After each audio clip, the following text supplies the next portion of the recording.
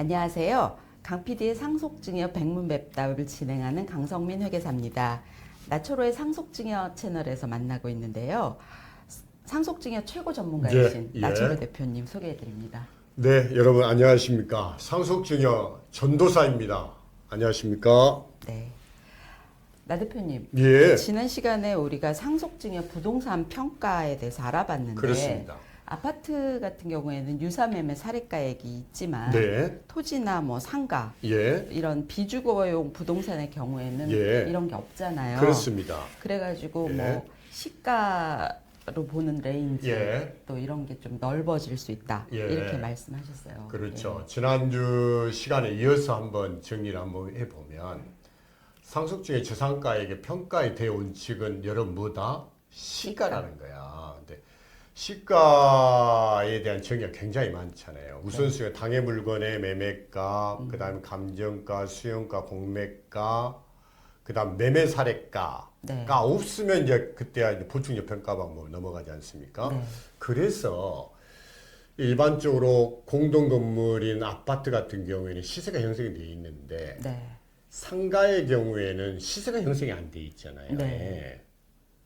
그렇기 때문에 상가의 경우에는 예를 들어서 보충적 평가 방법, 기준 네. 시가로 평가할 수 있는 최대 장점이 있었다는 거야. 네. 예를 들어서 아파트도 10억이고 상가도 10억이야. 근데 아파트 10억은 객관적으로 형성이 돼 있기 때문에 10억으로 평가를 해.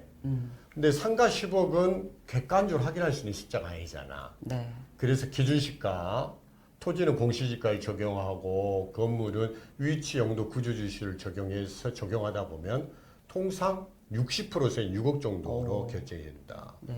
똑같이 10억인데 상가는 15억, 아파트는 15억 계산하고 네. 상가는 6억으로 계산하기 때문에 네. 거기서 재산가의 평가에 따른 메리트가 발생이 된다. 네. 그래서 이걸 이용해서 또 절세를 할 수 있는 방법이 있잖아요. 운영할 때. 그럴 때 세금 차이가 얼마나 나는지 한번 예를 들어서 알아볼까요? 예, 그럴까요? 네. 예를 들어서 여러분 보십시다. 상가는 시세가 객관적으로 확인이 안 되기 때문에 기준 시가인 6억으로 평가해. 네. 그러면 10억이었을 때 공제 5천 빼고 9억 5천에 세율 곱하면 약 2억 원 정도, 2억 2천 정도 나옵니다. 네. 근데 6억으로 여러분들 계산 산식을 잠깐 보면 5천만 원 빼고 해서 산수채 1억에 그다음에 세액공제에서 1억 정도 나온다. 무려 얼마? 1억 2천 정도 차이가 난다. 네. 그러면은 굉장히 차이가 많이 나네요. 아파트면은 이제 10억짜리를 10억에 증여할 수밖에 없는 건데, 네. 뭐 상가라면은 네. 6억에 증여할 수도 있고 또 뭐 감정을 받아서 10억에 할 수도 있고 네. 뭐 선택을 할 수가 있는 거잖아요. 예. 예. 그랬을 때 예를 들어서 6억에 한다 그러면 10억으로 하는 것보다 한 1억 2천 정도 예. 절세가 되는 거잖아요. 그렇죠. 네. 그렇죠. 그렇다면 예. 상가 10억짜리 상가를 팔아서 예.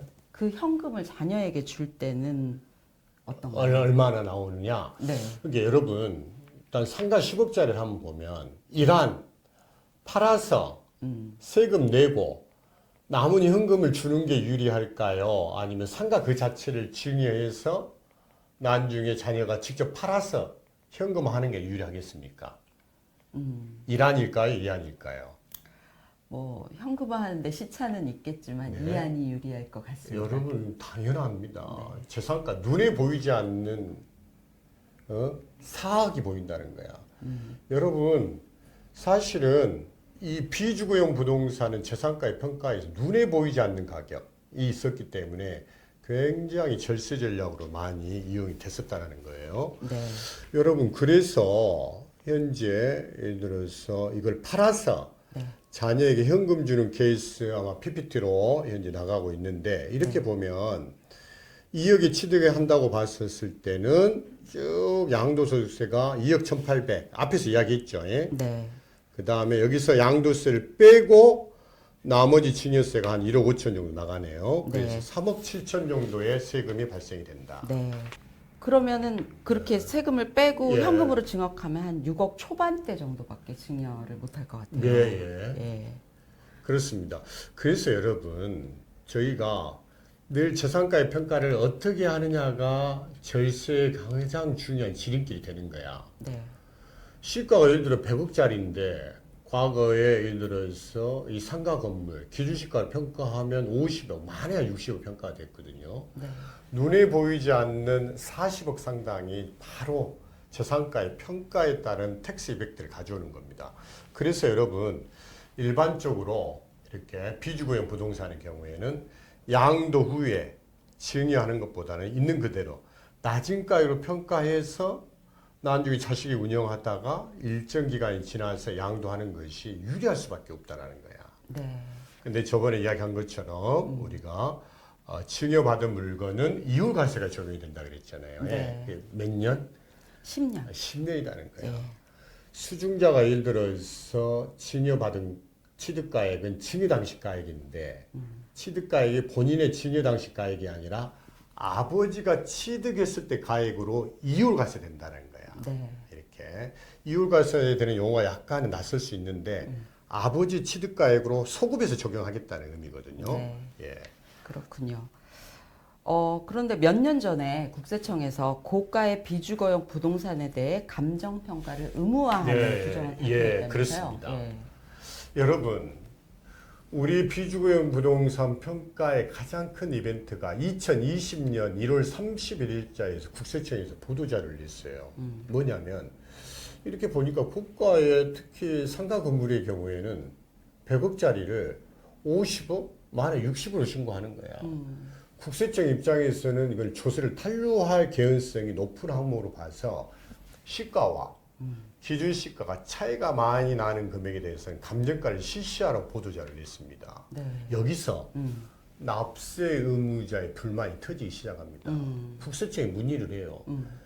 내가 세금을 있는 그대로 내고 싶은데 내 물건 증여했을 때 내 물건이 과연 감정가 적용 대상이냐 아니면 기준시가로 신고해도 되는지를 문의를 하는데 네. 국세청에 답변이 없습니다.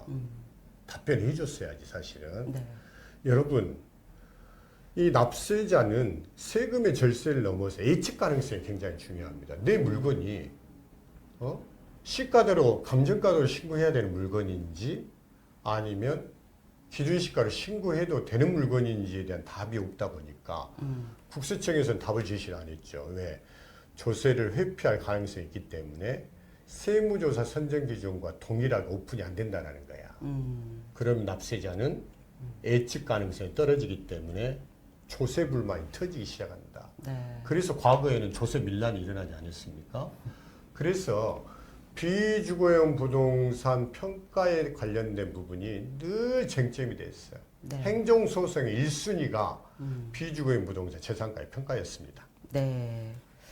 그러면은 보충적 평가 방법에 따른 신고 가액과 시가의 차이가 큰 부동산 예. 이렇게 좀 추상적으로 예. 얘기를 했는데 예. 그게 이제 조금 구체화 그렇지. 예. 그렇지.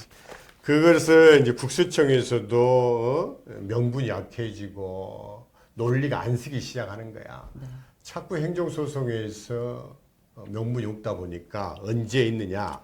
작년 7월 3일자 법 시행령 규칙이 아니라 상속증여세법 사무처리 규정 72조에 명시를 했어. 네. 시가와 기준시가 차이가 10억 이상이 나면 어떻게? 감정가를 적용해라. 네. 이렇게. 그렇군요. 예. 근데 최근 보도를 보니까 국세청이 감정평가 확대를 위해서 내년도 예산을 늘리겠다. 그렇죠. 이런 예, 게 예. 있어요. 예. 최근에 국세청장이 바뀌셨잖아. 네. 예, 갑자기 성함이 생각이 안 나는데 국세청장께서 바뀌셨고 특히 이제 비주거용 감정평가 대상을 작년에 10억으로 이야기를 했는데 그걸 조금 줄이려고 하는 의도가 좀 보이는 것 같고 예. 감정평가 예산을 45억에서 2배인 약 95억까지 상승을 하고 네. 감정평가 건수가 180건에서 추가적으로 200건 늘리겠다라고 지금 이야기를 하고 있습니다. 그럼 뭐 380건 정도 뭐 이렇게 되겠네요. 예. 그러면 뭐 점점 절세가 어려워진다 이렇게 볼 수 있겠는데 상가를 만약에 중요할 예. 계획이라면 올해 하는 게 좋을까요? 그것은 네. 사실은 우리가 지금도 10억 이상 차이가 나는 물건에 대해서는 감정가액 적용의 이슈가 사실은 있습니다. 그래서 네. 꼭 오래 해야 된다라고 말씀드리기는 좀 쉽지는 않아 보이고요. 네. 예를 들어서 이제 기준시가 평가인 그 소액, 음. 꼬마 빌딩이라는 것도 사실은 한 4, 50억 되는 물건을 이야기하는 거거든요. 네. 근데 시가가 예를 들어서 20억이 넘어가는 물건 등은 사실은 지금도 감정가액 평가가 적용이 된다. 단 우리가 지금 PPT로 나가 있는데 이 기준시가 이 발표 시점들이 있어요. 네. 그 시점을 조금 유의할 필요는 있겠죠. 네. 토지 같은 경우에는 표준지. 여러분 토지가 이렇게 많아. 근데 대표적인 표준지는 2월 말에 공시를 해.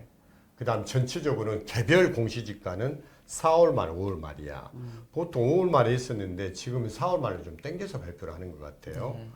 그다음에 공동주택인 경우는 4월 말, 개별은 표준지 1월 말, 개별 4월 말. 나머지 오피스텔, 기타는 연말에 이렇게 고시를 하기 때문에 참고하시면 좋을 것 같습니다. 네. 그러니까 부동산이 오르는 추세라면 빨리 하는 게 좋고 예. 떨어질 것 같으면 뭐 예. 굳이 빨리 할 거는 아니고 예. 이렇게 보겠죠? 예, 그렇습니다. 네. 예. 혹시 이제 기준 시가로 증여를 하지 않고 감정 평가를 받게 된다면 네. 주의할 점이 있을까요? 여러분들 감정평가서를 많이 제출하잖아요. 여러분 딱 두 가지만 정확히 지키시면 돼. 감정보고상의 기준일과 보고서 발행일이 평가기간 이내에 들어와야 돼. 네. 상속은 마이너스 6개월에서 그 다음에 신고일까지.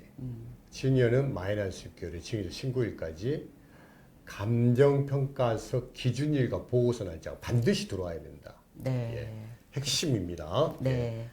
오늘은 비주거용 부동산 평가에 대해 예. 알아봤는데요. 예. 정리를 좀 해주시죠. 여러분 일단은 상속 중에 재산가 평가의 대원칙이 뭐다? 시가라는 거야. 근데 비주거용 부동산의 대표주의적인 상가는 기준시가 평가가 가능했었어. 네.